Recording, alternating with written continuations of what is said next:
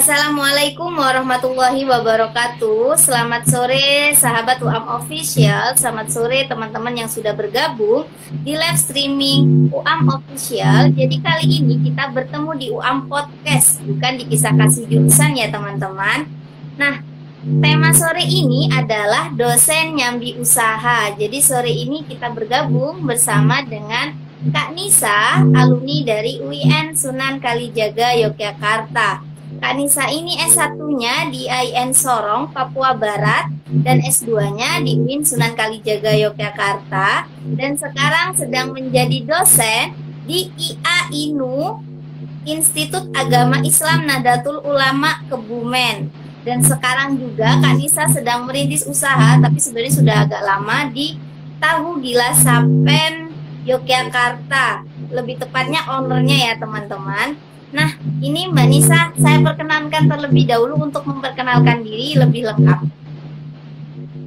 Oke, terima kasih atas waktu yang diberikan pada saya. Terima kasih ya Miss Amaya. Oke, mungkin langsung saja. Terlebih dahulu saya ucapkan Assalamualaikum warahmatullahi wabarakatuh. Waalaikumsalam warahmatullahi wabarakatuh. Dengar ya suara saya ya? Oke. Oke, mungkin sebelum masuk ke selanjutnya, saya mau memperkenalkan diri dulu, nggih. Nggih. Perkenalkan, nama saya Anissa Mangule. Kalau asal KTP saya masih di Papua Barat ya, Sorong Papua Barat. Kalau domisili sekarang ini di Yogyakarta, di Timoho nggih. Untuk pendidikan saya itu SD itu di Kalimantan Selatan sampai SMP. Soalnya dulu orang tua saya itu merantau di Kalimantan. Ya, begitulah perjalanan saya. Terus kemudian SMA-nya itu saya ikut nenek di Jember. Sekolahnya di SMA 1 Jenggawa.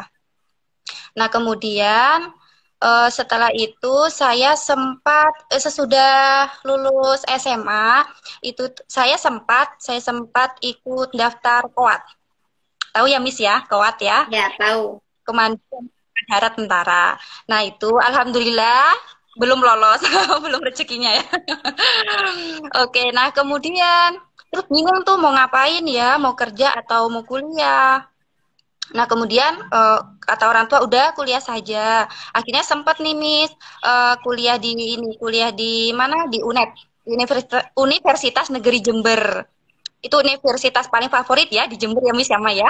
Miss Yama pasti tahu kan? Sekali, karena negeri satu-satunya. Dua. Nah, yang pertama, kedua ya, apa satu-satunya ya? Tiga, ada Poltek Kak Nisa, aku lupa. Ada Poltek juga di situ. Nah, kemudian yang masuk di UNED itu rebutan ya. Terus itu saya masuk di UNED itu gelombang terakhir Miss Ama. Gelombang terakhir. Akhirnya udahlah kalau lolos ya udah, kalau enggak sebenarnya saya tuh enggak ada kepikiran untuk kuliah. Sebenarnya saya tuh mikirnya ya udah lulus SMA langsung kerja gitu ya.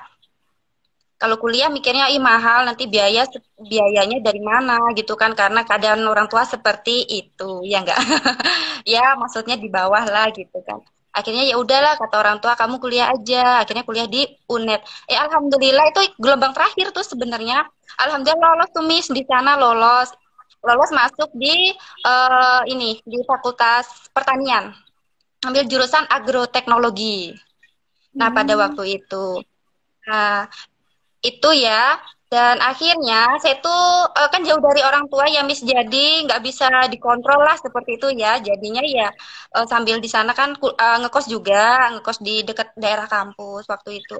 Akhirnya lihat teman-teman tuh ini pada kerja tuh Miss, nyambi kerja ya, kuliah nyambi kerja. Ih kok kayaknya keren ya, kayak gitu kan.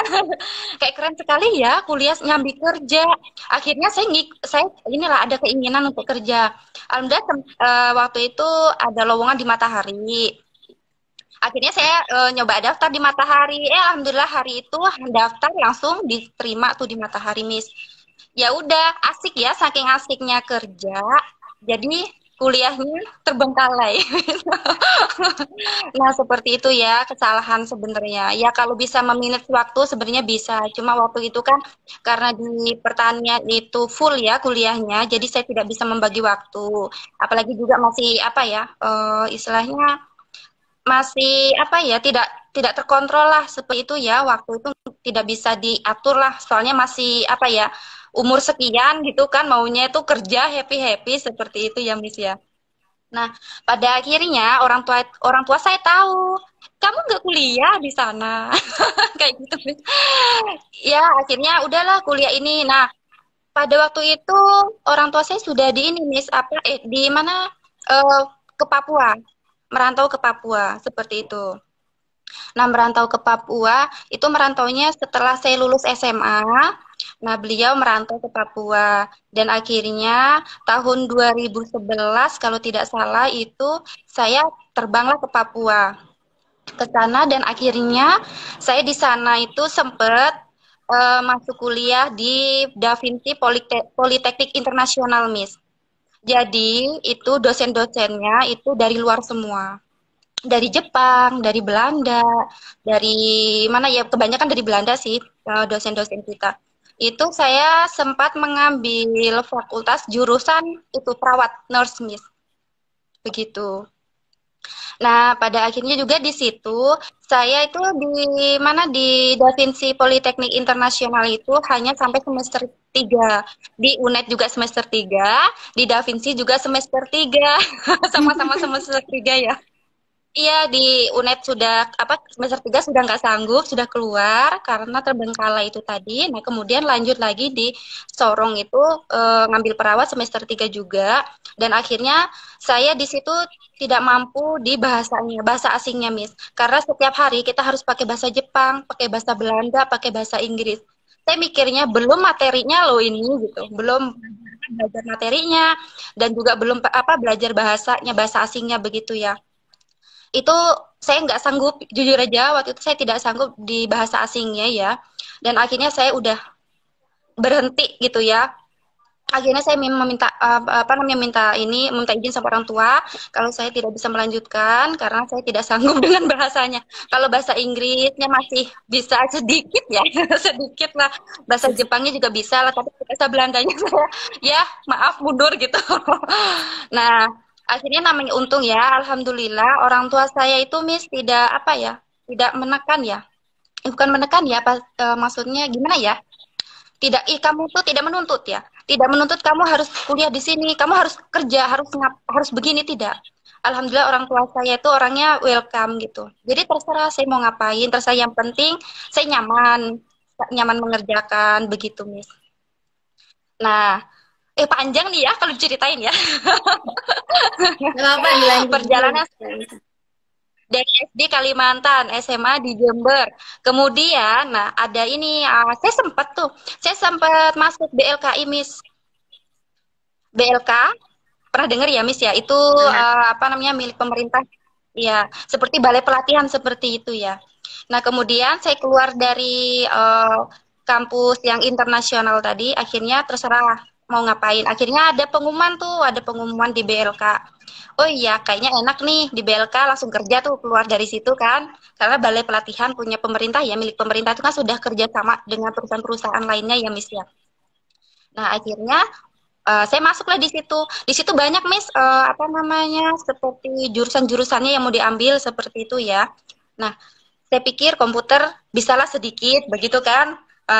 Terus seperti apa namanya, menjahit juga ada di situ. Dan akhirnya saya tuh tertantang untuk mengambil mesin diesel pada waktu itu. Jadi saya jadi montir ya. Jadi nah, saya ngambil di situ, ngambil mesin diesel sampai pelatihannya itu sampai berapa bulan begitu. Akhirnya saya selesai di situ. Itu langsung, Miss, apa namanya? Kalau selesai di situ tuh langsung kerja sama perusahaan. Jadi berkas-berkas saya selesai di situ langsung apa namanya, masuk ke perusahaan besar di sana ya, seperti perusahaan apa sih? perusahaan besar lah, seperti perusahaan gas seperti itu ya, di sana itu kebanyakan perusahaan gas ya di Sorong itu, di ANG, LNG kalau tidak salah itu. Nah, itu kan nunggu ya, namanya perusahaan juga kan harus ini ya, maksudnya nunggu nunggu lama kan begitu ya, mau diterima kan nunggu lama juga karena mereka juga kan punya manajemen ya seperti Iya. apa begitu kan.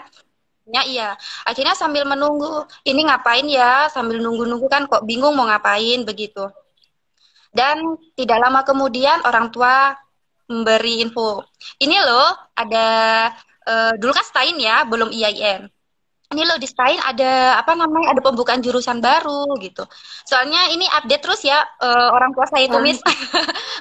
Pendidikan tuh update terus. Saya yang ketinggalan. Karena update ya ini loh ada info, kan saya kan belum tahu daerah Sorong ya, belum tahu semuanya gitu. Nah, akhirnya itu orang tua memberi informasi kepada saya. Ini apa namanya? Ada info nih di STAIN, ada membuka jurusan baru. Jurusan apa sih? Saya tuh penasaran, Miss, jurusan apa? Ya udahlah. Saya itu sebenarnya anak tunggal ya, Miss ya. Di keluarga Iya. tuh anak tunggal. Saya tuh anak satunya. Jadi ya orang tua istilahnya ingin membahagiakan anaknya ya. Kalau ya begitulah. Ingin anaknya sukses lah ya, Miss ya. Jadinya ya udah. Pokoknya kalau pendidikan tuh nomor satu ya orang tua saya itu. Kalau masalah pekerjaan sebenarnya nantilah begitu. Nah kemudian saya lanjutkan ya. Iya. Oke, nah kemudian saya tertarik tuh ada jurusan baru, jurusan ekonomi syariah. Nah pada waktu itu memang jurusan ekonomi syariah itu Miss apa ya, mulai booming begitu ya. Mulai booming begitu ekonomi syariah itu. Ini loh ekonomi syariah baru apa namanya, bagus begitu. Untuk peluangnya ke depan nih bagus nih begitu kan kata ceritanya seperti itu. Karena saya belum mengenal sekali ekonomi syariah itu apa, seperti itu ya Miss ya. Saya juga lihat di apa televisi, di berita-berita seperti itu tentang yang pembahasannya tentang ekonomi syariah begitu. Dan jadilah apa namanya, akhirnya saya tertarik tuh. Oke, saya jalani sampai saya selesai ya. Alhamdulillah saya jalanin apa namanya kuliah di YAIN Sorong. Sekarang YAIN Sorong. Alhamdulillah ya Miss ya. Saya enggak ini lagi, bukan apa semester 3 lagi ya keluar ya. Tapi alhamdulillah saya sampai selesai di sana.